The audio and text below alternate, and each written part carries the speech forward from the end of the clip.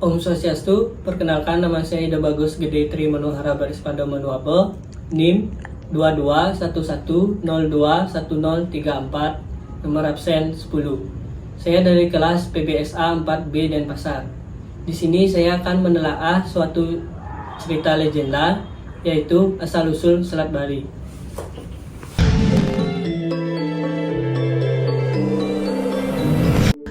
Pada zaman dulu hiduplah seorang Brahmana sakti yang sangat disegani oleh masyarakat. Karena beliau memiliki sifat yang sangat baik, suka menolong dan taat kepada agama. Beliau dikenal dengan nama Brahmana Siddhimantra. Beliau memiliki seorang putra yang bernama Mani Angkeran, namun memiliki sifat yang sangat jauh berbeda dengan dirinya sendiri. Sifat anaknya yaitu Mani Angkeran suka berjudi dan suka mencuri kekayaan milik ayahnya sendiri. Hampir semua kegiatan yang dimiliki oleh Mani Angkeran hanya untuk berjudi saja. Semua waktu dihabiskan hanya untuk berjudi saja.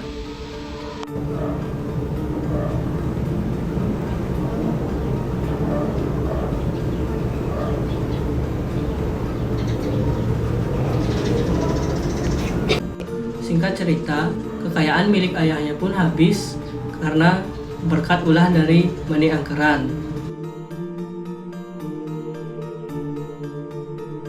Dan disitulah Siddhimantra murka kepada Mani Angkeran, sehingga Siddhimantra melakukan kekerasan terhadap Mani Angkeran.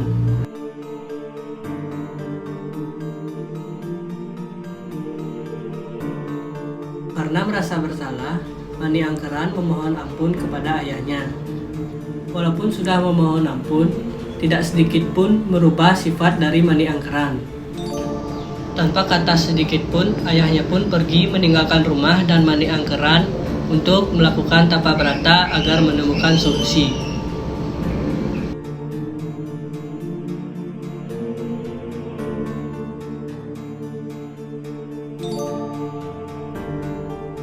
Sampai di lereng Gunung Agung, disitulah Siddhimantra memulai tapa bratanya.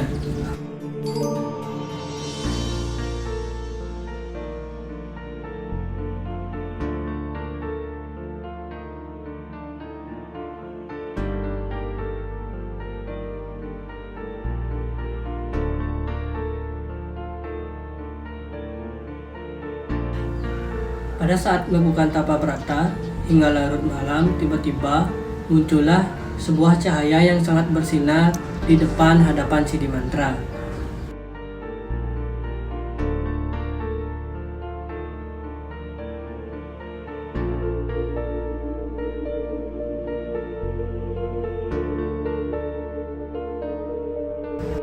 Dan sinar tersebut memberikan Siddhimantra sebuah genta untuk memanggil naga Basuki di lereng Gunung Agung.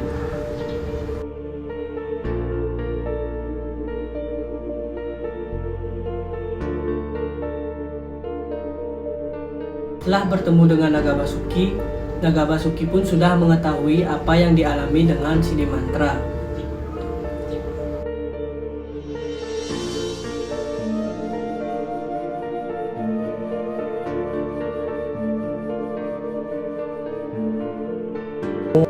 Mengetahui hal itu, naga Basuki pun memberikan serpihan sisi emas yang dia miliki untuk membantu Siddhimantra mengatasi masalahnya. Setelah sesampainya di rumah, Siddhimantra pun memberikan emas tersebut kepada Mani Angkeran untuk membayar hutang-hutang yang ia miliki dan meminta agar berhenti untuk berjudi. Mani Angkeran sedikit pun tidak menghiraukan perkataan ayahnya. Ia tetap saja menggunakan emas tersebut untuk kembali melakukan perjudian.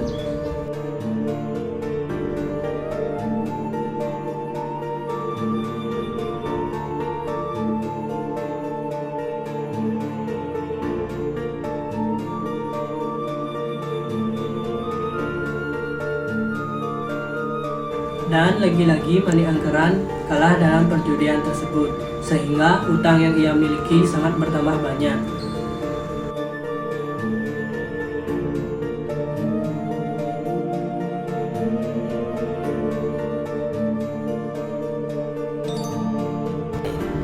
Mani Mani Angkeran yang merasa tertekan, ia pun bergegas pulang untuk menemui ayahnya kembali. Lagi-lagi Sidi Mantra murka terhadap Mani Angkeran dan mengusir Mani Angkeran untuk pergi dari rumah. Tanpa berpikir panjang, Mani Angkeran pergi meninggalkan rumah dan menelusuri hutan untuk mencari ketenangan.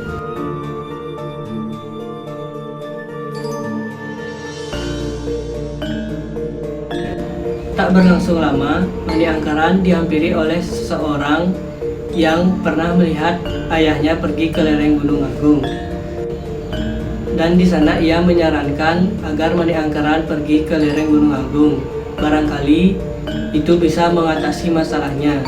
Sidi Mantra yang kepikiran akan masalah anaknya, ia pun memutuskan untuk kembali meminta bantuan kepada Naga Basuki. Setelah perjalanan, Mani Angkeran melihat ayahnya pergi dari rumah, dan Mani Angkeran pun mengikuti ayahnya dari belakang secara diam-diam. Mani Angkeran yang tidak mengetahui kemana tujuan ayahnya akan pergi, namun dia tetap untuk mengikuti ayahnya secara diam-diam dari belakang.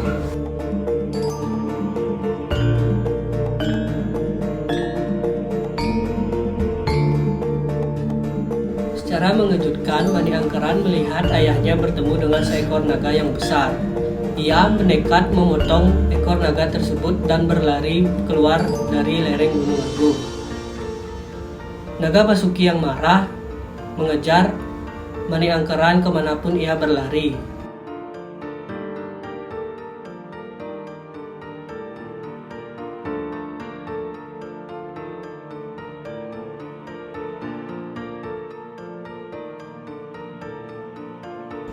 Karena kemarahan Naga Basuki sudah membludak, ia pun menyemburkan api dari mulutnya kepada Mani Angkeran.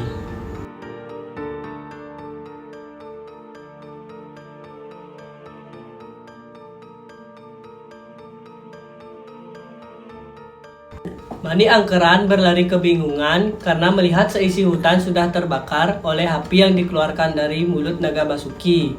Sehingga Mani Angkeran juga ikut terkena kobaran api tersebut dan mengenai tubuhnya. Sidi Mantra terkejut melihat tubuh Mani Angkeran sudah terbakar di hadapan dirinya. Ia pun memohon kepada Naga Basuki untuk kembali menghidupkan Mani Angkeran.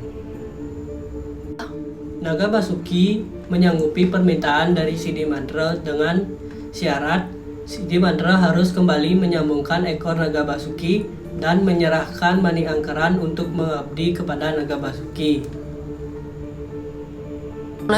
Sang naga juga menepati janjinya, mengeluarkan asap tebal dari mulutnya sehingga Mani Angkeran kembali hidup. Mani Angkeran kembali meminta maaf kepada ayahnya. Ayahnya pun memaafkan kesalahan dari Mani Angkeran dan meminta Mani Angkeran agar tidak mengulangi sifat buruknya lagi. Setelah itu, Sidi Mantra pergi ke hutan memikirkan bagaimana agar anaknya tidak mengulangi sifat buruknya lagi. Disitulah Sidi Mantra membuat garis dan menancapkan tongkatnya sehingga garis tersebut membelah tanah menjadi dua daratan.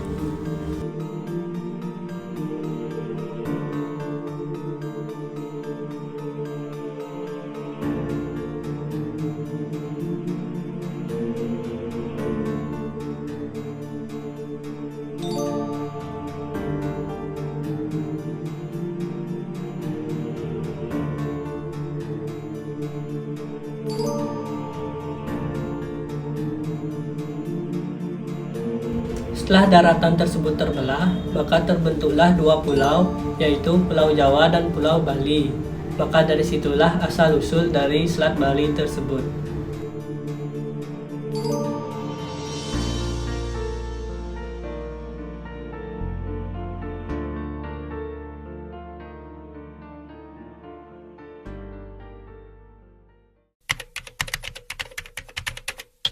Sudah pasti judulnya yaitu Asal-usul Selat Bali.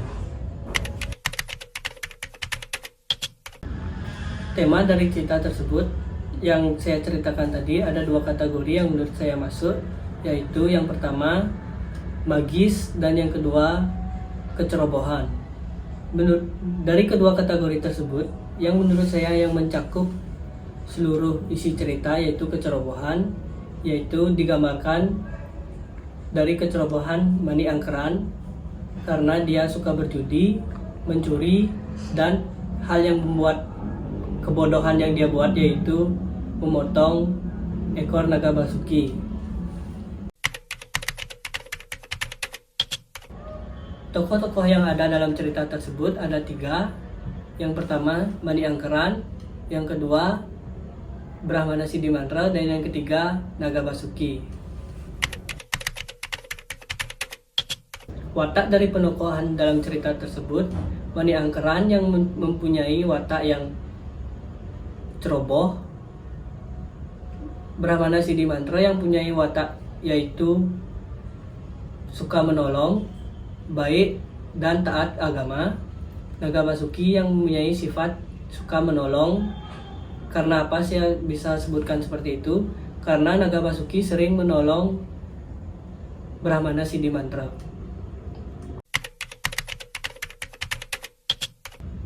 Menurut saya, alur yang digunakan dalam cerita tersebut adalah alur maju karena menceritakan dari awal hingga akhir cerita.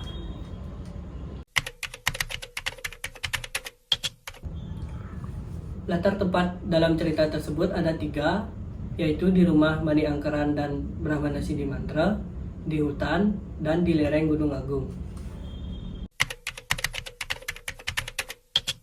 Latar suasana yang ada dalam cerita tersebut ada 3, yaitu sedih, senang, dan menegangkan.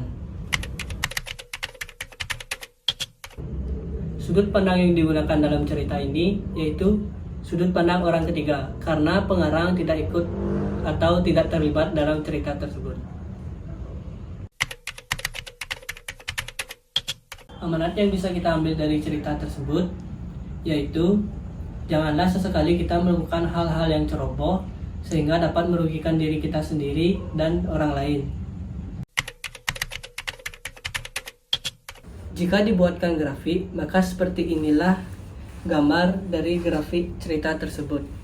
Pada bagian eksposisi, kita akan diperkenalkan dengan tokoh-tokoh terlebih dahulu.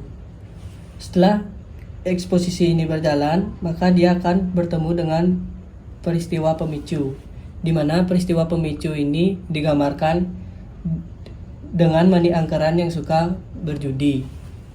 Setelah peristiwa pemicu, peristiwa ini semakin naik menjadi suatu masalah, yaitu setelah Mani Angkeran menghabiskan harta dari ayahnya.